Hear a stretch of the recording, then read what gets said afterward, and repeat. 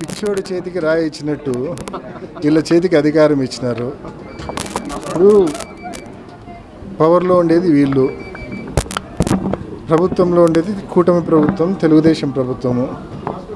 వాళ్ళ హయాంలో accidental death కూడా కాదు, జిల్టిన్ స్టిక్స్ యాక్సిడెంటల్గా ఏదైనా మైన్స్ దగ్గర బ్లాస్ట్ అయ్యి పొరపాటున జరిగిన పరిస్థితి కూడా కాదు. ఇది బ్లేటెంట్గా ఒక ఊర్లో ఒక మనిషిని చంపడానికి, ఒక హత్య చేయడానికి జెల్టిన్ స్టిక్స్ డెటనేటర్లు వాడి మనుషులను చంపుతా ఉన్నారంటే is it not law and order failure కాదా? అది కామన్ సెన్స్ ఉన్నవాడు ఎవడైనా దానికి మళ్ళీ తిరిగి విమర్శిస్తున్నారు చూడండి, అది లా అండ్ ఆర్డర్ ఫెయిల్యూర్ కాదా? దీనికి కారణం ఏంది?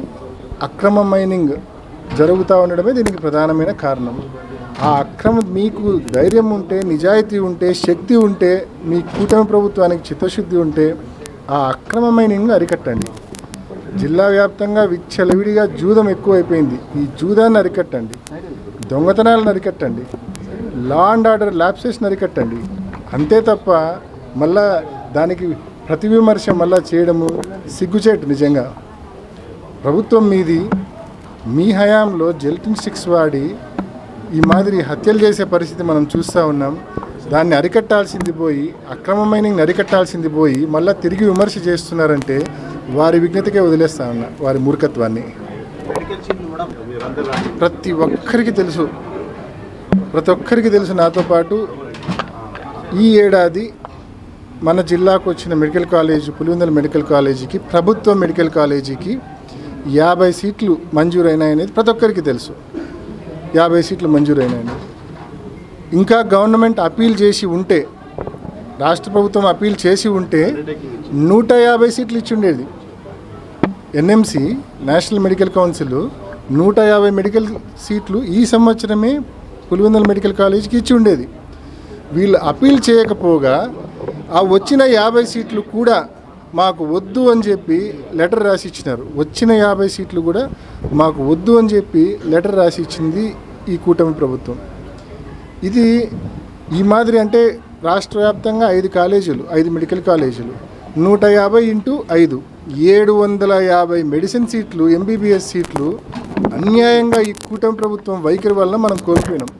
దీంట్లో వారి ఉద్దేశాలు 2. ఈ ఏడాది వెంటనే ఈ 5 మెడికల్ కాలేజీలు ప్రారంభమై 750 ఎంబీబీఎస్ సీట్లు అందుబాటులోకి వస్తే ఆ పేరు ప్రఖ్యాతలన్నీ కూడా జగన్మోహన్ రెడ్డి గారికి పోతాయి. ఆయన ప్రభుత్వం తెచ్చిన మెడికల్ కాలేజీల వల్లనే, ఆయన కట్టించిన మెడికల్ కాలేజీల వల్లనే అదనంగా 750 సీట్లు వచ్చిన ఆయన క్రెడిట్ జగన్మోహన్ రెడ్డి గారికి పోతుందని అనేది ఒక ప్రధానమైన కారణమైతే, రెండో కారణము వీరికి ప్రభుత్వ మెడికల్ కాలేజీలు నడిపే ఉద్దేశం లేదు ఈ కూటమి ప్రభుత్వానికి. నెక్స్ట్ ఇయర్ ఈ 5 కాలేజీలను కూడా ప్రైవేట్ మోడ్లో, పూర్తి స్థాయిలో ప్రైవేట్ మోడ్లో ఈ 5 మెడికల్ కాలేజీలను కూడా మరి ఎంబీబీఎస్ సీట్లు తీసుకొచ్చి స్టార్ట్ చేయాలనే ఉద్దేశంతో ఉన్నారు. సో ఒకటి, ఈ ఏడాది మనం 750 సీట్లు కోల్పోయినాం. ప్రభుత్వం నిజంగా ఈరోజు కేంద్రంలో ప్రభుత్వము కేవలం ఈ చంద్రబాబు నాయుడు గారు, నితీష్ గారు వీళ్ళ సపోర్ట్ వల్లనే నిలబడుకుంది. వీళ్ళు నిజంగా కోరితే అక్కడ ఈకుండా ఉండే సమస్య లేదు. చేతిలో అన్నీ ఉన్నా చేయని పరిస్థితి. దానికి కారణం ఇందాక నేను చెప్పిన 2 కారణాలే. ఒకటి, 750 సీట్లు వస్తే జగన్మోహన్ రెడ్డి గారికి మంచి పేరు వస్తుందని, ఆ మంచి పేరు వీళ్ళు ఓర్వలేరు. అదేవిధంగా వీళ్ళకు ప్రభుత్వ మెడికల్ కాలేజీలు రన్ చేసే ఉద్దేశం లేదు, ఎందుకంటే ఎక్స్పెండిచర్ ఎక్కువ అవుతుందని. కాబట్టి ప్రైవేట్ మోడ్లో కాలేజీలు, ఆసుపత్రులు, కాలేజీలు ప్రారంభించి వాటి భారం ప్రజల మీద వేసేయాలా. ఈ 2 కారణాల చేతనే ఈ ఇయర్ మన విద్యార్థులు 750 సీట్లు కోల్పోవడం జరిగింది. ఇది రాష్ట్రంలో ఉన్న విద్యార్థులకు ఈ రాష్ట్ర ప్రభుత్వం చేసిన తీవ్రమైన ద్రోహం. దాన్ని కప్పిపుచ్చుకోలేక ఇష్టం వచ్చినట్టు మళ్ళీ మన మీద విమర్శలు. దాన్ని కప్పిపుచ్చుకోలేక ఒక మంత్రి ఉన్నాడు, ఒక ఆయన పదవికి ఆయన మాట్లాడే మాటలకు అర్థం ఉండదు.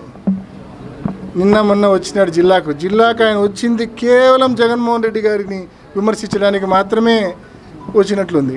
లేకుంటే ఆయన పదవికి ఆయన మాట్లాడే మాటలకు సంబంధం ఉందా? ఎందుకు నువ్వు వచ్చిన సీట్లు వెనక్కి పంపించినామని ఎవరైనా ప్రశ్నిస్తే, మీలాంటి వాళ్ళు విలేకరులు ఆయనపై ప్రశ్నిస్తే దానికి ఆన్సర్ చెప్పకుండా దానికి రివర్స్ మళ్ళా జగన్మోహన్ రెడ్డి గారిని విమర్శిస్తాడు. వచ్చిన సీట్లు ఎన్ఎంసీలో సీట్లు తెచ్చుకోవాలంటే, ఎంబీబీఎస్ సీట్లు తెచ్చుకోవాలంటే ఎంత కష్టమో మనందరికీ తెలుసు. అట్లాంటిది వచ్చిన సీట్లను వెనక్కి ఎందుకు పంపించినావయ్యా మంత్రివర్య అంటే దానికి సమాధానం చెప్పకుండా జగన్మోహన్ రెడ్డి గారిని క్రిటిసైజ్ చేస్తాడు. ఆయన పదవికి, ఆయన మాట్లాడే మాటలకు ఏమైనా సంబంధం ఉందా అని చెప్పి నేను అడుగుతా ఉన్నా.